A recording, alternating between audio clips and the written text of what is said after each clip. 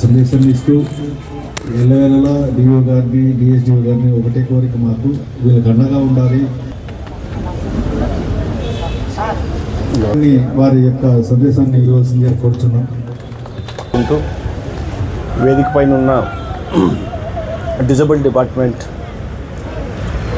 Assistant director Kishore గారికి, అదేవిధంగా YSR Kadapa district education officer Shri Shamshuddin గారికి, వేదిక పైన ఉన్న డిజబుల్డ్ పిల్లలందరికీ కోచ్ అయినటువంటి కోచ్ గారికి, ఇక్కడికి వచ్చేసిన విభిన్న ప్రతిభావంతులకి, ఆయా అసోసియేషన్స్కి, ఎన్జిఓస్కి, స్కూల్స్కి, అందరు ప్రజలకి నమస్సుమాంజలు తెలుపుకుంటూ ఈరోజు ఇక్కడ ఇంత చక్కటి ప్రోగ్రామ్ని అరేంజ్ చేసేందుకు సాయం చేసినటువంటి జిల్లా కలెక్టర్ డాక్టర్ శ్రీధర్ చెరుకూరి గారికి, అదేవిధంగా డిజబుల్ డిపార్ట్మెంట్ వారికి నమస్సుమాంజలు తెలుపుకుంటూ ఈరోజు ప్రాముఖ్యత ఏమి అనే విషయాన్ని చివరికి ముందు ఒక స్పీకర్ చెప్పారు. మనం యునైటెడ్ నేషన్స్ యొక్క గుర్తింపు ద్వారా సుమారుగా 1992 నుంచి ప్రతి డిసెంబర్ 3ని వికలాంగుల దినోత్సవంగా జరుపుకుంటున్నాం. అంతేకాకుండా ఈ రోజుకి ఇంకో ప్రాముఖ్యత కూడా ఉంది. అదేంటి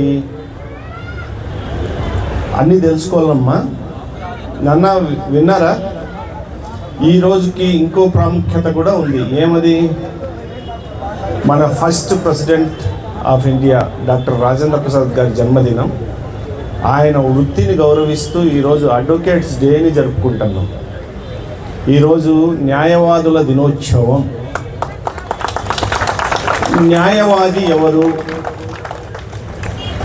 న్యాయశాస్త్రాన్ని తెలుసుకున్న వ్యక్తి, ఎక్స్పర్ట్. జడ్జి ఎవరు?